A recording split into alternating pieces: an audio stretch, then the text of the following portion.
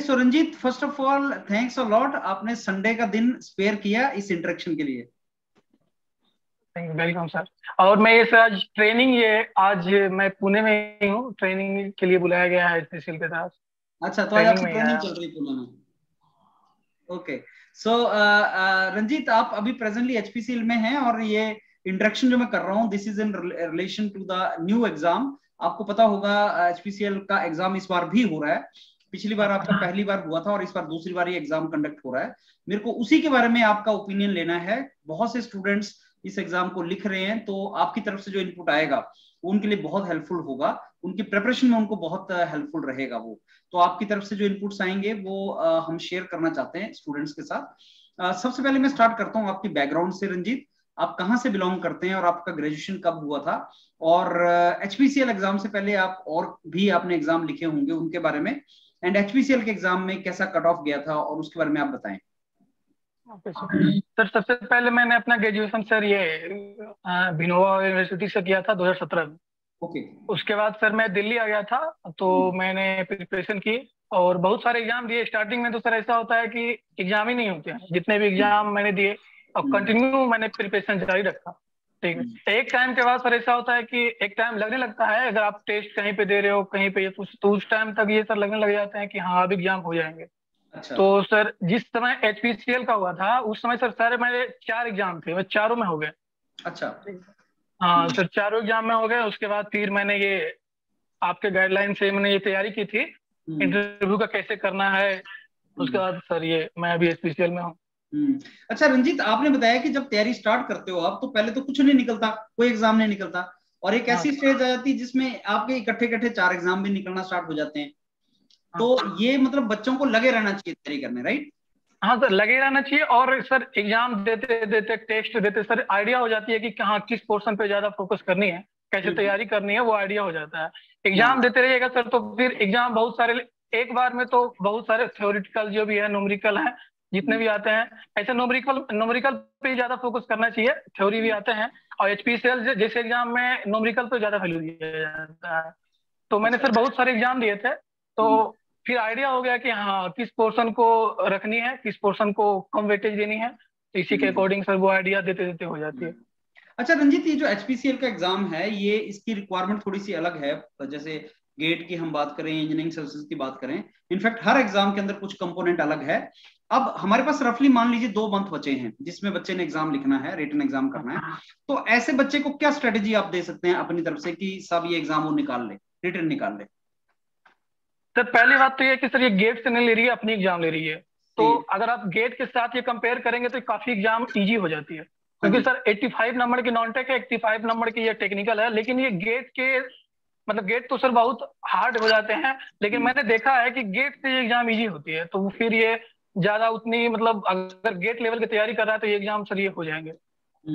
लेकिन ये अगर है कि उसकी गेट के अंदर ऐसी बहुत सी चीजें जो इसके अंदर हैं जो गेट में नहीं होती, जैसे रीजनिंग हाँ हो सर गया। बहुत सारी चीज, हाँ रीजनिंग है, जीके इसमें भी पूछ देते हैं, हम्म। हम्म। जीके जीएस भी पूछते हैं। और बहुत सारे रीजनिंग तो उसमें 15 नंबर ही होते हैं, लेकिन हम्म। इसमें सर बहुत ज्यादा 85 नंबर होती है। तो हम्म। वो इस एसएससी लेवल का भी ये प्रिपरेशन करते रहेंगे तो सर ये हो जाएंगे इसमें।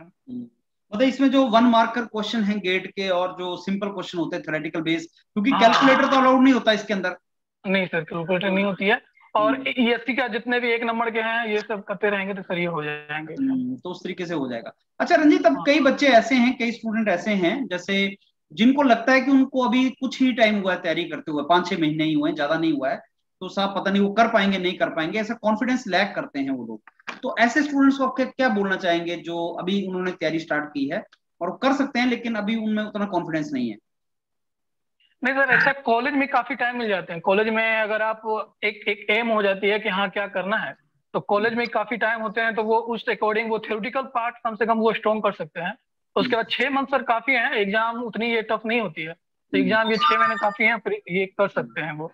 और होप मैंने ये देखा भी है है सर। जैसे, हाँ जी, गो गो हाँ अहेड। बहुत सारे मेरे फ्रेंड है जो कि सर कॉलेज टाइम में ही सर वो एग्जाम निकाल के आए हैं। यहाँ पे बहुत सारे मेरे अप्रोक्स अगर 20 अगर स्टूडेंट अगर 20 मेरे फ्रेंड है अगर सर्कल में, तो उसमें से सर 10-12 ऐसे हैं जो कि कॉलेज ये 2021 में जो मेरा एग्जाम हुआ था वो अच्छा। 2020 के पास आउट है, 2021 के पास आउट भी बहुत सारे हैं। मतलब ठीक 21 है, में तो ये पास सर आउट किया और कॉलेज उन्होंने एग्जाम निकाल लिया। हाँ एग्जाम निकाल लिए सर। तो मतलब ये है कि ये जो लास्ट के 2-3 मंथ है ये बहुत मैटर करते हैं। हाँ सर, हाँ सर। अच्छा रंजीत, एक और मैं आपका पॉइंट लेके आना चाहूंगा कि बच्चे ना टेस्ट सीरीज या टेस्टिंग नहीं करते हैं अपने आप को, वो वेट करते रहते हैं कि साहब जब हमारा लेवल कॉन्फिडेंस का बढ़ जाएगा, तैयारी हो जाएगी, तब हम लास्ट में कुछ टेस्ट लगाएंगे, जो मेरे हिसाब से गलत अप्रोच है। मेरे को लगता है कि टेस्टिंग से कॉन्फिडेंस आता है, कि साहब आप हाँ टेस्टिंग सर करो और उससे फिर आप अपनी गलतियां निकालो और वहां से कॉन्फिडेंस आता है। आपका क्या मानना है इस बारे में? हाँ सर, टेस्ट मैंने बहुत सारे कोचिंग भी टेस्ट ज्वाइन किए थे। टेस्ट ही है सर ये, खुद कितने में है आप हैं वो सर आपको ये जज करती है। टेस्ट सर लगातार देना चाहिए, जितने भी हैं, जितने भी अगर नहीं दे रहे हैं तो मैं उनसे रिक्वेस्ट करता हूँ कि आप टेस्ट दीजिए। टेस्ट और ये है ना कि मतलब हर कोचिंग में जैसे सर आइडिया, और हर कोचिंग का जैसे ये है ना कि टेस्ट को बहुत कॉस्टली नहीं है, मतलब 500 से 1000 रुपए के बीच में आता है। That is a value for money, क्योंकि उसमें आपको टेस्ट देते हैं, क्वेश्चन देते हैं, सॉल्यूशन देते हैं, तो आपकी प्रैक्टिस बहुत जबरदस्त तरीके से हो सकती है। और कई बार तो क्वेश्चन के थ्रू ही तुम्हें कंसेप्ट भी समझ आता है। तो I think that can be very good approach. Test बहुत, कोई भी एग्जाम सर, कोई भी एग्जाम का अगर प्रिपरेशन कर रहे हैं कोई भी स्टूडेंट, तो टेस्ट जरूर दें। इनफैक्ट आपको तो तैयारी ही अपने टेस्ट से स्टार्ट करनी चाहिए, क्योंकि होगा क्या, टेस्ट दोगे उसमें से मान लो क्वेश्चन नहीं निकला तो कम से कम तैयार तो हो जाएगा वो क्वेश्चन तुम्हारा, एक कंसेप्ट वो सही है। अच्छा रंजीत, अब मेरे को ये बताओ कि इसमें नेगेटिव मार्किंग तो नहीं है एग्जाम में, तो ऐसे एग्जाम्स जिसमें नेगेटिव मार्किंग नहीं होती उसको किस तरीके से अटेम्प्ट करना चाहिए? तो ये सर वही है कि आप एग्जाम को लेके चलो, जितना कॉन्फिडेंस रहेगी आपकी। ऐसे तो टच तो सब नेगेटिव ही रहती है, तो उससे सर इफेक्ट ज्यादा नहीं पड़ता है कि नेगेटिव, अगर आपके पास अगर कॉन्फिडेंस है, अगर अच्छे से तैयारी है, तो नेगेटिव रहे या ना रहे तो आपको कोई मैटर नहीं करता है, आप अच्छे कर जाओगे कोई भी एग्जाम।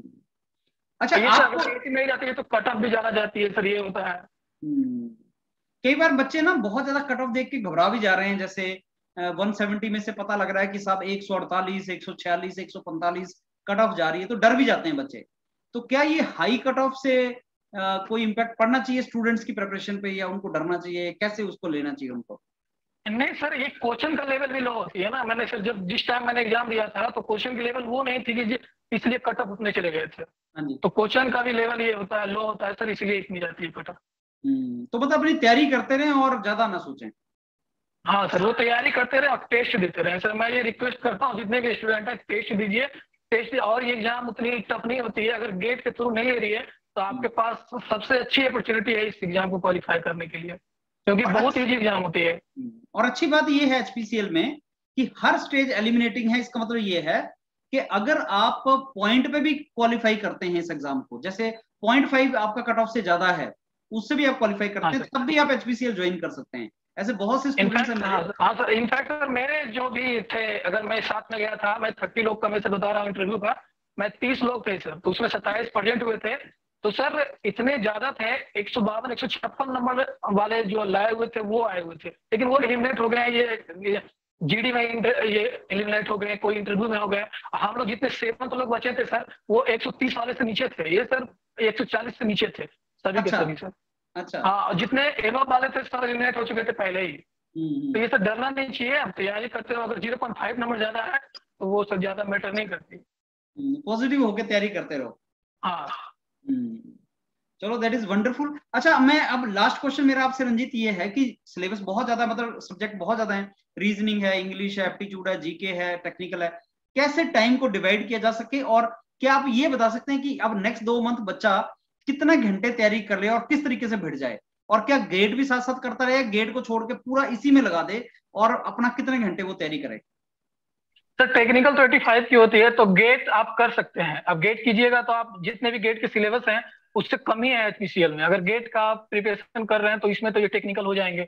और नॉन टेक के लिए आप टाइम निकालिए, 2-3 घंटे टाइम निकालिए। रीजनिंग मैथ मेन है, जीके जीएस आप डेली करंट अफेयर कहीं से भी आप देख रहे हैं, ठीक है, तो वो आप वीडियो बहुत सारी आती हैं, न्यूज़पेपर हैं, तो आप करंट अफेयर उससे देखते रहिए। जीके जीएस भी अवेलेबल है, ठीक है। तो आप टेक्निकल तो गेट अब कर रहे हैं तो आप गेट भी करते रहिए, मैं ये नहीं बोल रहा हूँ गेट नहीं कीजिए, क्योंकि गेट आप कीजिएगा तो आपकी टेक्निकल और अच्छी हो जाएगी।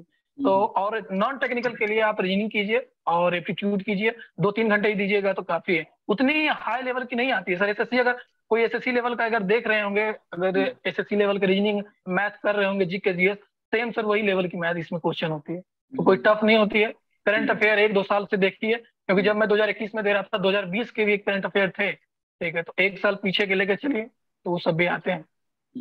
अच्छा रंजीत, मेरे को ये बताइए कि जो इंटरव्यू होता है वो किस तरीके का होता है? टेक्निकल होता है, नॉन टेक्निकल होता है, एचआर ज्यादा पूछते हैं, क्या वो जानना चाहते हैं? इंटरव्यू किस तरीके से जाता है? तो सर ये मैं टेक्निकल, ये सब ज्यादातर एचआर ही बेसिस होते हैं, ये टेक्निकल और नॉन टेक्निकल से ये पूछते नहीं है, ये एचआर क्वेश्चन ज्यादा पूछते हैं, ठीक है। 1-2 मैंने 30 बंदे थे तो उसमें सर 1-2 स्टूडेंट को ये टेक्निकल क्वेश्चन पूछे, वो सर प्रोजेक्ट के रिलेटेड पूछते हैं, जितने आपने बीटेक में प्रोजेक्ट किया है उसी के रिगार्डिंग पूछे। कहीं अगर वर्क कर रहे हैं, कोई भी एक्सपीरियंस बंदा है तो उनसे पूछते हैं। अगर जो फ्रेशर है तो सर ज्यादा चांसेस है कि उससे एचआर के ही क्वेश्चन पूछे जाते हैं। ओके, तो मतलब एचआर वगैरह से ज्यादा क्वेश्चन पूछते हैं और उसकी तैयारी अच्छी करनी चाहिए। हाँ चलो, दैट वाज वंडरफुल रंजीत। अब दो you have provided most of the information Ranjit, अब लास्ट कोई एडवाइस आप बच्चों को करना चाहें जो एग्जाम लिखने जा रहे हैं? तो एग्जाम सर ये लिखने, मैं सभी से ये करता हूँ कि आप एग्जाम तो अभी काफी टाइम है एग्जाम में, तो आप जो है आप टेक्निकल करते रहिए, टेस्ट देते रहिए, ठीक है। और ये करंट अफेयर देखिए, नॉन टेक्निकल भी बहुत सारे मैटर करते हैं, नॉन टेक्निकल भी अच्छी कीजिए, उसमें से ज्यादा मार्क्स आ सकते हैं, ठीक, जितने लाने की कोशिश कीजिए, ठीक है। और इस साथ साथ गेट का तैयारी कीजिएगा तो टेक्निकल दोनों हो जाएंगे, इसके भी हो जाएंगे, टेक्निकल काफी कम है। और क्वेश्चन मैं ये सर रिक्वेस्ट करता हूँ कि क्वेश्चन बहुत इजी आते हैं, तो आप इतने हाइपर ना हो, इतने टेंशन ना लें, क्वेश्चन इजी होते हैं। आप देख सकते हैं क्वेश्चन अगर कहीं से अवेलेबल है, 2021 का क्वेश्चन आप देख लीजिए कितने इजी आते हैं, और गेट का मिलाइए कितने क्वेश्चन ये हैं, तो आप ज्यादा टेंशन ना लें, आप तैयारी करते रहिए। आपको रंजीत कितना टाइम मिल गया था? रिटन एग्जाम कितनी देर के बाद हुआ था फॉर्म भरने के?